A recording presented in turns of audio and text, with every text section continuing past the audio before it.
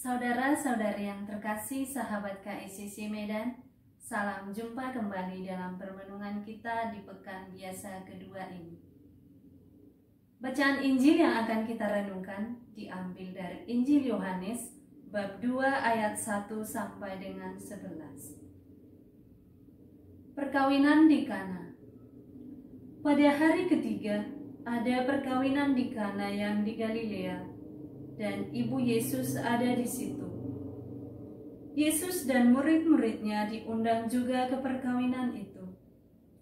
Ketika mereka kekurangan anggur, ibu Yesus berkata kepadanya, "Mereka kehabisan anggur." Kata Yesus kepadanya, "Mau apakah engkau daripadaku, ibu?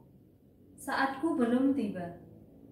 Tetapi ibu Yesus berkata kepada pelayan-pelayan, "Apa yang dikatakan kepadamu, buatlah itu."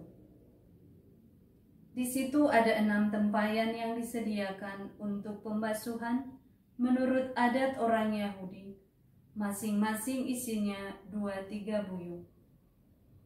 Yesus berkata kepada pelayan-pelayan itu, "Isilah tempayan-tempayan itu penuh dengan air."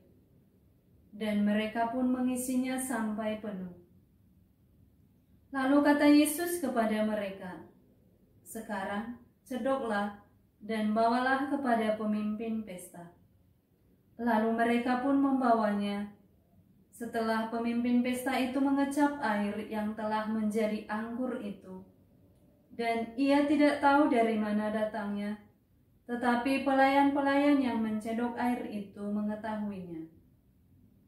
Ia memanggil mempelai laki-laki dan berkata kepadanya, "Setiap orang menghidangkan anggur yang baik dahulu, dan sesudah orang puas minum, barulah yang kurang baik.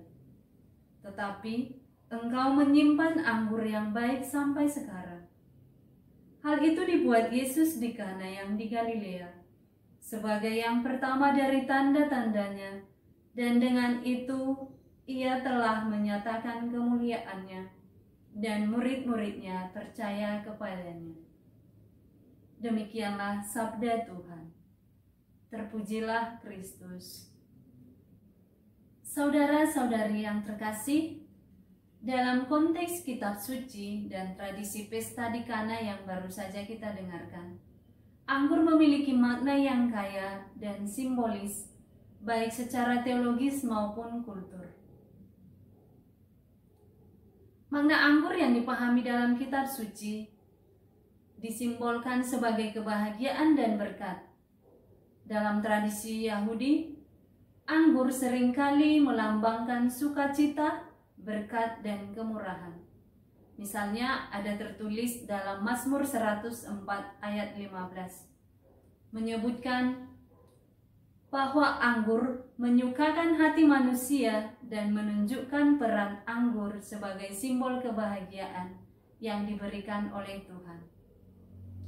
Dalam Perjanjian Baru juga ada dikatakan bahwa Yesus menggunakan anggur untuk melambangkan darahnya yang dicurahkan sebagai perjanjian baru dan keselamatan untuk manusia. Makna anggur yang kedua yaitu dalam tradisi pesta perkawinan di Kana. Dalam budaya Yahudi kuno, anggur adalah elemen penting dalam pernikahan, dan pernikahan merupakan momen kebahagiaan besar sebagaimana yang kita alami pada saat ini. Anggur melambangkan berkat Tuhan atas pasangan yang menikah serta kebahagiaan yang akan mereka alami. Dan kekurangan anggur menjadi sesuatu yang dianggap sangat memalukan dan mencoreng nama baik keluarga. Dalam pesta perkawinan di Kana ini, keluarga menyediakan anggur yang berkualitas merupakan simbol keramahan dan penghormatan kepada para tamu. Dalam pesta perkawinan di Kana ini, ketika Yesus mengubah air menjadi anggur, Dia tidak hanya memenuhi kebutuhan praktis, tetapi juga menunjukkan perhatiannya terhadap relasi manusia dan kehormatan keluarga pengantin. Anggur juga dilambangkan sebagai tanda dan mujizat. Mujizat bukan hanya tentang memenuhi kebutuhan pesta, tetapi mengungkapkan kehadiran Allah yang membawa suatu perubahan dalam kehidupan. Dalam kisah di Kana, Yesus melibatkan juga para pelayan-pelayan yang ada di dalam pesta tersebut.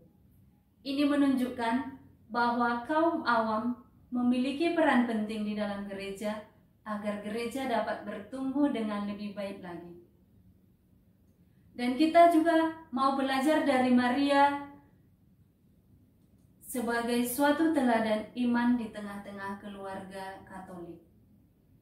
Maria menunjukkan kepekaannya terhadap situasi pesta ketika ia menyadari kekurangan anggur, bahkan sebelum yang lain menyadarinya. Seorang ibu memiliki peran penting sebagai pendamping keluarga yang peka terhadap kebutuhan anggota keluarga, baik kebutuhan material maupun spiritual. Kepekaan seorang ibu itu membantu keluarga untuk mengatasi tantangan sebelum menjadi masalah besar. Maria membawa persoalan kekurangan anggur kepada Yesus dengan penuh iman. Meskipun Yesus sendiri belum memulai karyanya secara publik, dan seorang ibu dipanggil untuk menjadi pendoa dalam keluarga, membawa serta keprihatinan kepada Kristus melalui doa. Ibu adalah tiang doa yang menopang keluarga di tengah-tengah kesulitan hidup. Maria tidak hanya membawa masalah kepada Yesus, tetapi mendorong orang lain untuk mengikuti perintahnya. Sebagaimana yang dikatakan, apa yang dikatakan kepadamu, perbuatlah itu. Ibu adalah pendidik pertama dalam iman.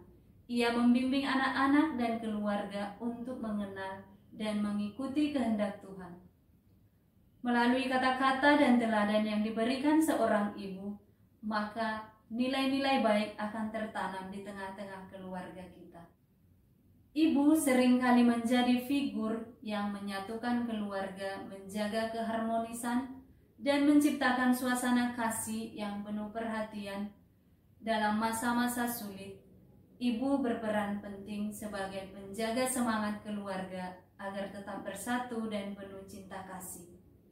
Semoga kita sebagai keluarga Katolik bertumbuh dalam iman dan mengandalkan Yesus dalam setiap persoalan hidup kita. Semoga, amin.